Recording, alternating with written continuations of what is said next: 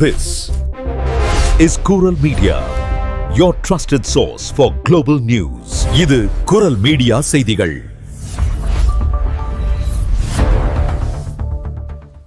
இது குரல் மீடியாவின் இன்றைய பிரதான செய்திகள். செய்திகளை வாசிக்கும் நான் கோகுலநாதன் தமிழினி. முதலில் தலைப்புச் செய்திகள். லூவ்ரு அருங்காட்சியகத்தில் இளவரசர் ஆண்ட்ரூவின் கைது புகைப்படம் இப்போது உண்மையாகவே வியர்க்கிறது என தலைப்பிட்ட சர்ச்சை. குழந்தைகளுக்கு வழங்கப்படும் காய்ச்சல் மருந்தான டொலிப்ரான் மருந்தின் 27 தொகுதிகளை உடனடியாக திரும்பப் பெறுவதாக அறிவிப்பு. லாகோஸ் சர்வதேச விமான நிலையத்தில் தீ விபத்து. பாரிஸ் திரும்பிய ஏர் பிரான்ஸ் விமானத்தின் பயணிகள் தவிப்பு. நடுக்கடலில் பிரான்ஸ் கடற்படை அதிரடி. தப்பியோடிய ரஷ்ய பினாமி கப்பல் சீன கேப்டனுடன் சிறைப்பிடிப்பு. பிரான்சில் உள்ள ஹேமா கடைகளில் விற்கப்பட்ட குழந்தைகளின் விளையாட்டுப் பொருட்களில் ஆபத்தான நச்சுப்பொருள் கண்டுபிடிப்பு. புரோன் நகரில் 15 வயது பள்ளி மாணவன் மீது கத்திக்குத்து தாக்குதல். கொலை முயற்சி வழக்கின் கீழ் போலீசார் தீவிர விசாரணை. ஐரோப்பிய ஒன்றியத்தின் புதிய EES பயோமெட்ரிக் சோதனை மூலம் வெளிநாட்டவர்களுக்கு இறுக்கமடையும் எல்லை கட்டுப்பாடுகள். அகதிகள் மற்றும் பிரெக்சிட் ஒப்பந்தக்காரர்களுக்கு மட்டும் விலக்கு. குடியுரிமை கட்டணங்கள் தொடர்பில் விடுக்கப்பட்டுள்ள முக்கிய அறிவிப்பு. பாரிஸ் கிரினி நகரில் சனாதன தர்ம பக்த சபை ஏற்பாட்டில் கோலாகலமாக நடைபெற்ற முதலாம் ஆண்டு ஸ்ரீ வைணவ மாநாடு. தொடர்பான விரிவான செய்திகள். பாலியல் குற்றச்சாட்டுகளில் சிக்கி கைதான இங்கிலாந்து இளவரசர் ஆண்ட்ரூ போலீஸ் நிலையத்திற்கு அழைத்து செல்லப்பட்ட போது ஊடகங்களின் கண்களில் படாமல் இருக்க காருக்குள் பதுங்கிய புகைப்படம் ஒன்று தற்போது பாரிஸின் புகழ்பெற்ற லூவ்ரு அருங்காட்சியகத்தில் காட்சிப்படுத்தப்பட்டுள்ளது. எவ்ரிவன் ஹேட்ஸ் எலான் என்ற அரசியல் பிரச்சார அமைப்பைச் சேர்ந்தவர்கள் ராய்டர்ஸ் புகைப்பட கலைஞர் நப்பிள் நோபல் எடுத்த அந்த புகைப்படத்தை அருங்காட்சியகத்தில் வைத்து அதற்கு இப்போது உண்மையாகவே ஆண்ட்ரூவுக்கு வியர்க்கிறது என்று கிண்டலாக தலைப்பிட்டுள்ளனர். முன்னதாக ஆண்ட்ரூவால் பாதிக்கப்பட்ட விர்ஜினியா என்ற பெண் ஆண்ட்ரூவுடன் நடனமாடிய போது அவருக்கு பயங்கரமாக வியர்த்ததாக கூறியிருந்தார். ஆனால் பிபிசி பேட்டியில் இதை மறுத்த ஆண்ட்ரூ தனக்கு வியர்க்காத மருத்துவ பிரச்சினை உள்ளதாக கூறியிருந்தார். தற்போது அமெரிக்க நீதிமன்ற ஆவணங்கள் மூலம் ஆண்ட்ரூவின் உண்மையான முகம் வெளிவந்து அவர் கைதாகியுள்ள நிலையில் அன்று தனக்கு வியர்க்காது என்று சொன்ன ஆண்ட்ரூவுக்கு இந்த கைதின் மூலம் இப்போது உண்மையாகவே பயத்தில் வியர்க்கும் என்று விர்ஜினியாவின் சகோதரர் ஸ்கை ராபர்ட்ஸ் கூறியதையே மையமாக வைத்து இந்த புகைப்படம் காட்சிப்படுத்தப்பட்டுள்ளது. பிரான்சில் குழந்தைகளுக்கு வழங்கப்படும் காய்ச்சல் மருந்தான டொலிப்ரான் மருந்தின் 27 தொகுதிகளை உடனடியாக திரும்பப் பெறுவதாக தேசிய மருந்து பாதுகாப்பு முகமை அவசர அறிவிப்பை வெளியிட்டுள்ளது. இந்த மருந்து போத்தல்களுடன் வழங்கப்படும் அளவீட்டு கருவிகளில் உள்ள அளவு குறியீடுகள் வெதுவெதுப்பான அல்லது சூடான நீரில் கழுவும் போது அழிந்துவிடும் அபாயம் உள்ளது கண்டுபிடிக்கப்பட்டுள்ளது. இதனால் 3 முதல் 26 கிலோ எடையுள்ள குழந்தைகளுக்கு தவறான அளவில் மருந்து கொடுக்கப்பட்டு அது கல்லீரல் பாதிப்பை ஏற்படுத்தும் ஆபத்து உள்ளதாக எச்சரிக்கப்பட்டுள்ளது. குறிப்பாக 2025 நவம்பர் 12 முதல் 2026 பிப்ரவரி 3 வரை மருந்தகங்களில் விற்பனை செய்யப்பட்ட தொகுதிகளிலேயே இந்த குறைபாடு உள்ளது. எனவே இந்த தேதிகளில் வாங்கப்பட்ட மருந்துகளை வைத்திருக்கும் பெற்றோர்கள் உடனடியாக அவற்றை மருந்தகங்களில் ஒப்படைத்துவிட்டு புதியவற்றை இலவசமாக பெற்றுக்கொள்ளுமாறு அறிவுறுத்தப்பட்டுள்ளனர். மருந்தின் தரத்தில் எவ்வித குறைபாடும் இல்லை எனவும் இந்த திரும்ப பெறுதல் நடவடிக்கையால் மருந்து தட்டுப்பாடு ஏற்படாது எனவும் அதிகாரிகள் உறுதியளித்துள்ளனர்.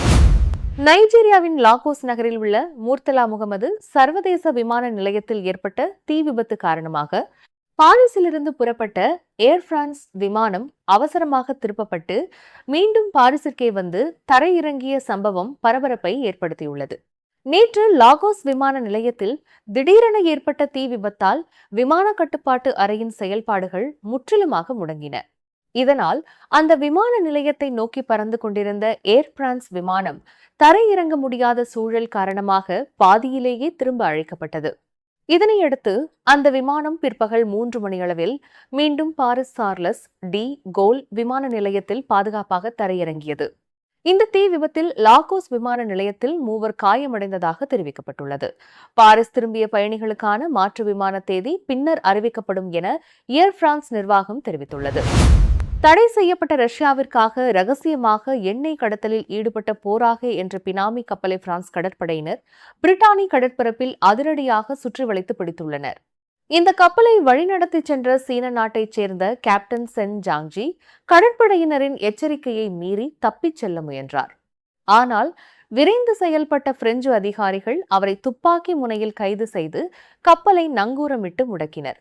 போர்க்குற்றவாளியாக அறிவிக்கப்பட்டுள்ள ரஷ்யா பிரெஞ்சு கடற்பரப்பை பயன்படுத்த தடை விதிக்கப்பட்டுள்ள நிலையில் இந்த விதியை மீறிய குற்றத்திற்காக கைது செய்யப்பட்ட சீன கேப்டன் இன்று பிரஸ் நகர நீதிமன்றத்தில் ஆஜர்படுத்தப்பட உள்ளார்.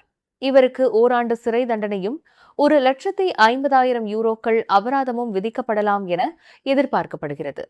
ரஷ்யா தடையை மீறி இதுபோன்ற பினாமி கப்பல்கள் மூலம் ரகசியமாக எண்ணெய் விற்பனையில் ஈடுபட்டு வருவது இந்த சம்பவத்தின் மூலம் மீண்டும் அம்பலமாகியுள்ளது. பிரான்ஸ் முழுவதும் உள்ள பிரபலமான ஹேமா கடைகளில் விற்பனை செய்யப்பட்ட சாண்ட் டாய்ஸ், அதாவது குழந்தைகளின் மணல் விளையாட்டுப் பொருட்களில் புற்றுநோயை உண்டாக்கக்கூடிய மிக ஆபத்தான அஸ்பெஸ்டாஸ் என்ற நச்சுப்பொருள் கலந்திருப்பது கண்டுபிடிக்கப்பட்டுள்ளது.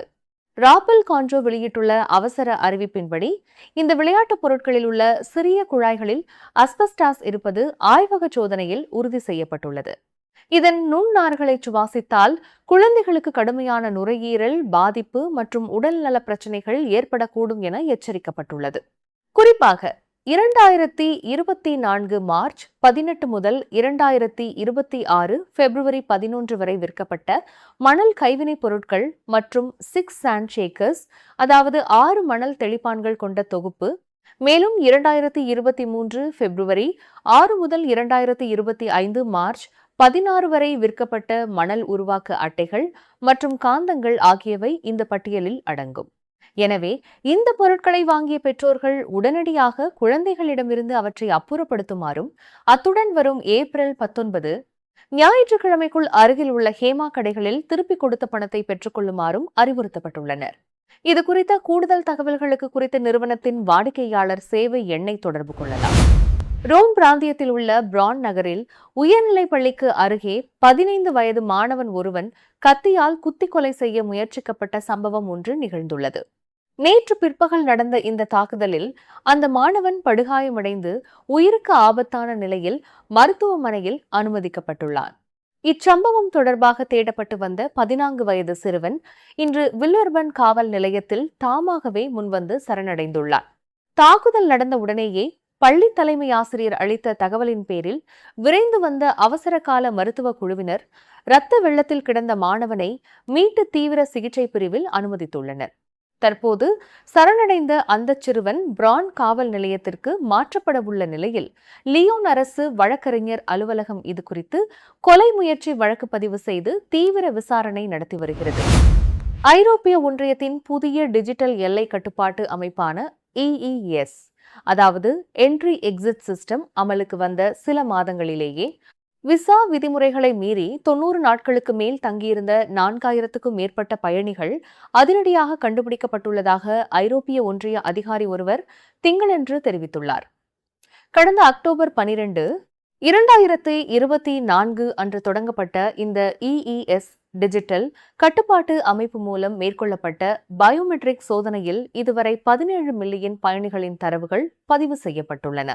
இதில் அடையாள மோசடி, போலியான ஆவணங்கள் மற்றும் விசா காலாவதியான பிறகும் தங்கியிருத்தல் போன்ற காரணங்களுக்காக சுமார் 16,000 பேருக்கு ஐரோப்பிய எல்லைக்குள் நுழைய அனுமதி மறுக்கப்பட்டுள்ளது. குறிப்பாக ஷெங்கன் நாடுகளில் 180 நாட்களில் 90 நாட்கள் மட்டுமே தங்க முடியும் என்ற விதியை மீறியவர்களே இதில் அதிகம் சிக்கியுள்ளனர். இந்த EES நடைமுறையானது வரும் ஏப்ரல் 10 முதல் முழுமையாக செயல்பாட்டிற்கு வரவுள்ளதுடன் அன்றிலிருந்து பாஸ்போர்ட்டுகளில் முத்திரை குத்தும் பழமையான நடைமுறை முற்றிலுமாக முடிவுக்கு கொண்டுவரப்படும். பயணிகள் தங்கள் விசா காலத்தை எவ்வளவு நாட்கள் பயன்படுத்தியுள்ளனர் என்பதை சரிபார்க்க புதிய ஆன்லைன் கருவி ஒன்றும் அறிமுகப்படுத்தப்பட உள்ளது. இந்நிலையில் கோடைக்கால பயண நெரிசலை கருத்தில் கொண்டு விதிகளில் தளர்வு அளிக்க வேண்டும் என்ற விமான நிறுவனங்களின் கோரிக்கையை ஐரோப்பிய ஆணையம் திட்டவட்டமாக நிராகரித்துள்ளது. பிரான்ஸ் நாட்டில் வசிக்கும் மற்றும் குடியேற விரும்பும் வெளிநாட்டினருக்கு ஒரு முக்கிய செய்தியை அரசாங்கம் வெளியிட்டுள்ளது. இந்த ஆண்டு மே மாதம் 1 முதல் குடியிருப்பு அனுமதி மற்றும் பிரெஞ்சு குடியுரிமைக்கான விண்ணப்ப கட்டணங்கள் கணிசமாக உயர்த்தப்பட உள்ளன. 2026 ஆண்டுக்கான பட்ஜெட்டில் இதற்கான ஒப்புதல் வழங்கப்பட்டுள்ள நிலையில் முதல் முறையாக குடியிருப்பு அனுமதி அட்டைக்கு விண்ணப்பிப்பவர்களுக்கான கட்டணம் தற்போதுள்ள 255 யூரோகளிலிருந்து 300 யூரோகளாக உயர்த்தப்பட்டுள்ளது. அதேபோல் அட்டையை புதுப்பிப்பதற்கான கட்டணம் 200 யூரோகளாகவும் தற்காலிக அனுமதிகளுக்கான கட்டணம் 100 யூரோகளாகவும் நிர்ணயிக்கப்பட்டுள்ளது.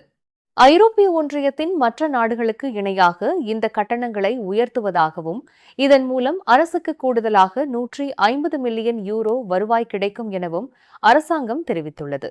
இருப்பினும் பிரெக்சிட் ஒப்பந்தத்தின் கீழ் உள்ள பிரிட்டிஷ் குடிமக்கள் மற்றும் அகதிகளுக்கு இந்த கட்டண உயர்வில் இருந்து விலக்கு அளிக்கப்பட்டுள்ளது.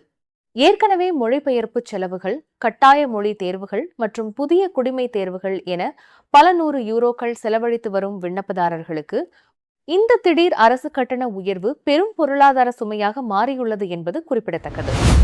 பாரிஸ் அருகே உள்ள கிரினி நகரில் சனாதன தர்ம பக்த சபையின் ஏற்பாட்டில் நடைபெற்ற முதலாவது ஸ்ரீ வைணவ மாநாடு ஆன்மீக முறைப்படி மிக சிறப்பாகவும் விமர்சையாகவும் நடைபெற்றது. கடந்த ஞாயிற்றுக்கிழமை சல்ல கிளாட்டை மண்டபத்தில் நடைபெற்ற இந்த ஆன்மீக திருவிழா சத்சங்கமம் பஜனை குழுவினரின் விஷ்ணு சஹஸ்ரநாம பாராயணத்துடன் பக்தி பரவசத்துடன் தொடங்கியது. மாலை 3 மணிக்கு கொடியேற்றம், வேத பாராயணம் மற்றும் மங்கள இசை முழங்க தொடங்கிய விழாவில் சங்கத்தின் பொருளாளர் சிவா அருணாசலம் வரவேற்புரை ஆற்றினார். தலைவர் திரு தியாகராஜன் ஹரேராமா மகாநாட்டின் நோக்கத்தை விளக்கி பேச, துணைத் தலைவர் திரு முருகையன் முன்னிலையில் திரு சுகுமாரன் முருகையன், திரு கேசவன் சிவன் ஆலயம் வாழ்த்துரை வழங்கிய நிகழ்ச்சியில் சிறப்பு விருந்தினராக கலந்து கொண்ட டாக்டர் ஸ்ரீ வெங்கடேஷ் அவர்கள் வைணவ தத்துவங்களை மிக எளிமையாக எடுத்துரைத்து பக்தர்களை மெய்ச்சிலிர்க்க வைத்தார். தொடர்ந்து பிரான்ஸ் கம்பன் கழக தலைவர் பாட்ரசர் பாரதிதாசன் தலைமையில் நடைபெற்ற சிறப்பு கருத்தரங்கில் திருமதி சாவித்ரி, திரு கோபாலகிருஷ்ணன், திரு பாரிஸ் பார்த்தசாரதி மற்றும் திருமதி அன்பரசி கணேசன் ஆகியோர் விண்ணழகன், பெண்ணழகன், பண்ணழகன், மண்ணழகன் ஆகிய தலைப்புகளில் வைணவத்தின் பெருமைகளை போற்றி பேசினர்.